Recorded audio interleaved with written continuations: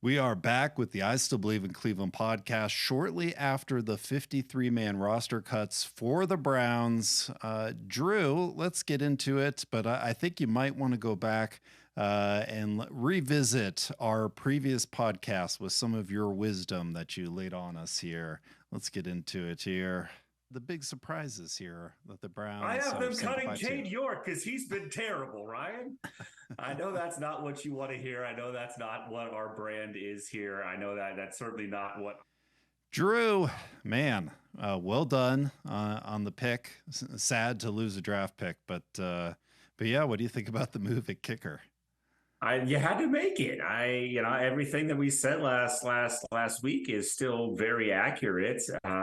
You can't trust this guy. It's really hard to win football games. The NFL is really hard.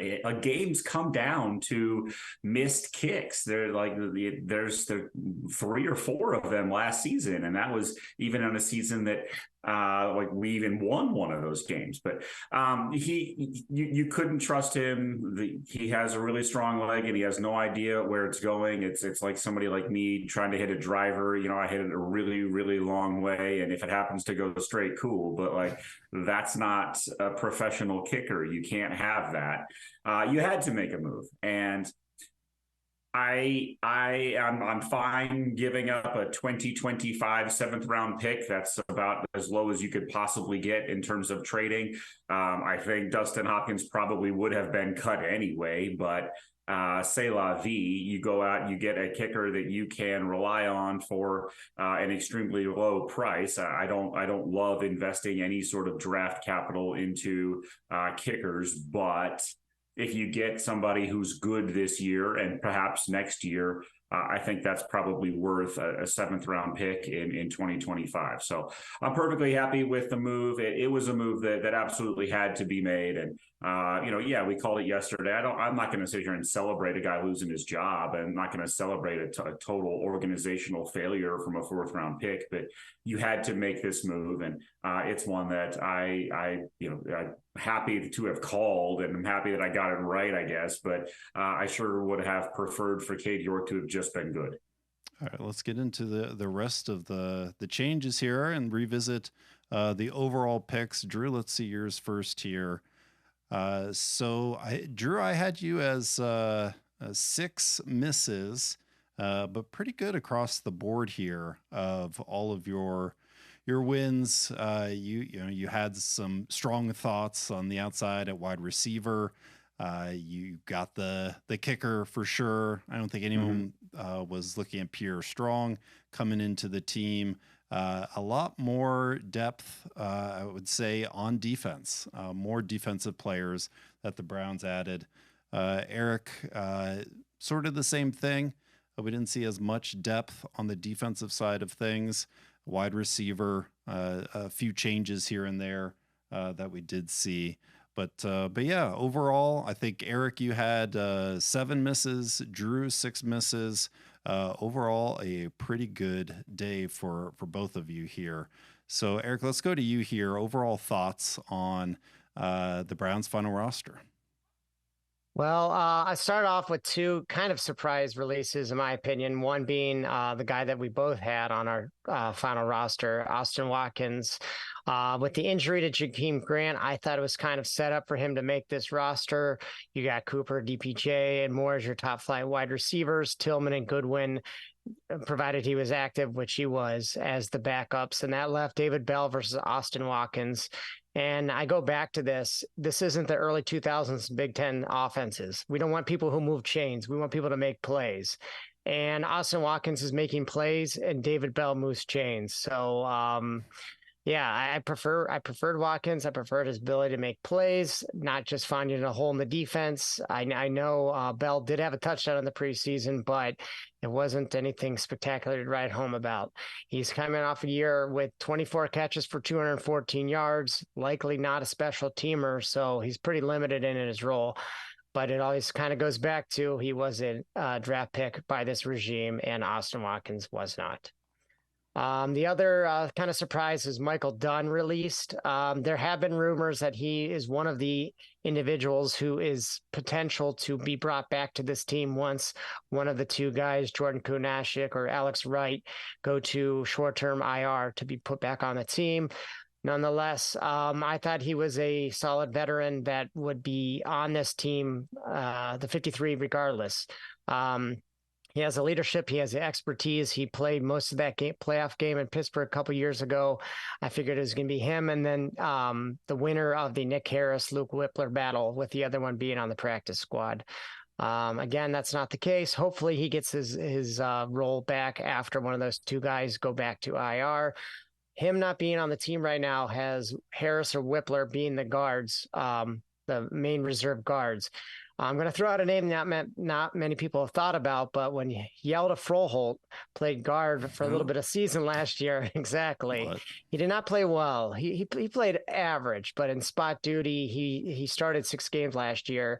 I think Dunn would have been much more of an upgrade over Froholt. He's no longer with the team, but we need a veteran like him in case Batonio or Wyatt Teller have to miss time for whatever reason.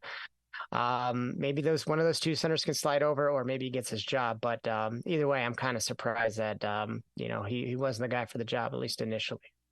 Josh Dobbs off the team, traded to the Cardinals. I think all around for all three of us, DTR, confidence in DTR, very creative way to solve that. It was also questionable of carrying 3 quarterbacks. Browns solving that with the trade of Dobbs. Dobbs had signed a nice contract with the Browns. He's likely going to start for the Cardinals as they're looking to lose their way into the number 1 or 2 pick in this year's draft. We'll see how the Cardinals do with that. But Drew, yeah, it's DTR. I think he could have a long-term future here with Cleveland. Yeah, I certainly hope so.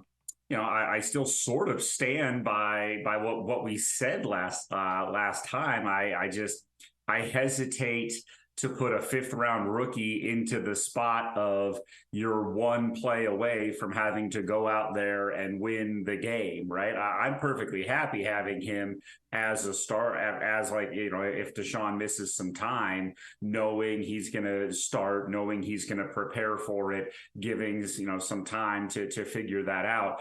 I hope that it doesn't come into a point where he has to come in during the middle of a game that the Browns are potentially trailing or is very close. And that's my only concern with him, that can go wrong quickly for young quarterbacks that didn't have all week to prep as the starter. So long as he's, the type of person that can take those mental reps and be ready at the drop of a hat to enter the game, it's a great way to give yourself some depth elsewhere. Certainly Josh Dobbs was not going to be on this team next year. That was obviously going to be DTR's backup job then.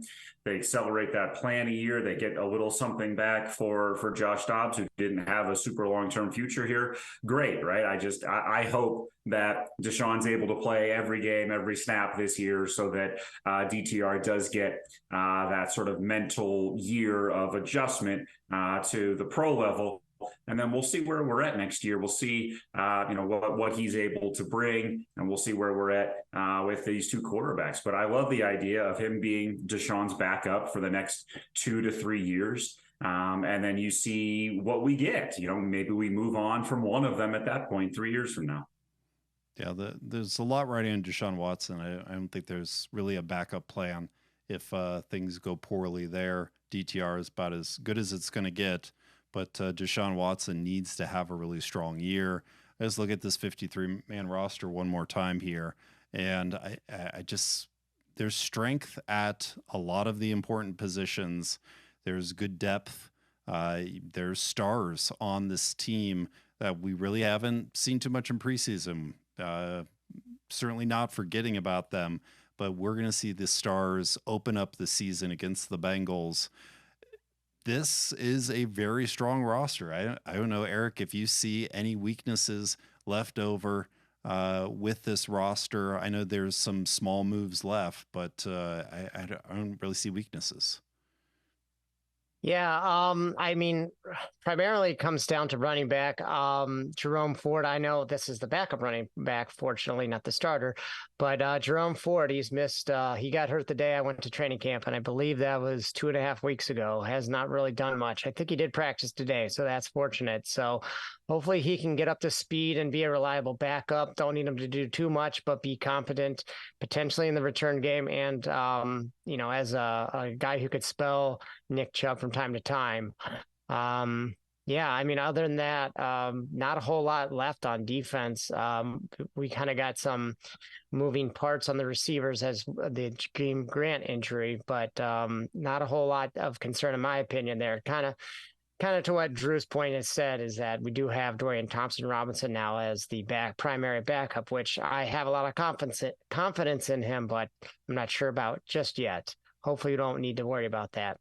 Real quick, Eric, to piggyback off the running back stuff, I actually loved the trade that they made to get Pierre Strong. I think he is a fairly large upgrade to what we've seen from Demetric Felton at that position. I think he has everything Demetric Felton could do. I think Pierre Strong can do, and Pierre Strong can do it while running a 4.37 40-yard dash. So I think that's a really strong upgrade. You see that? You see what I did there, Eric? A little really strong upgrade there at backup running back, and I think that's somebody that if we need, you can get some big plays from him, both in the screen game and on those sort of staple outside zones that they run.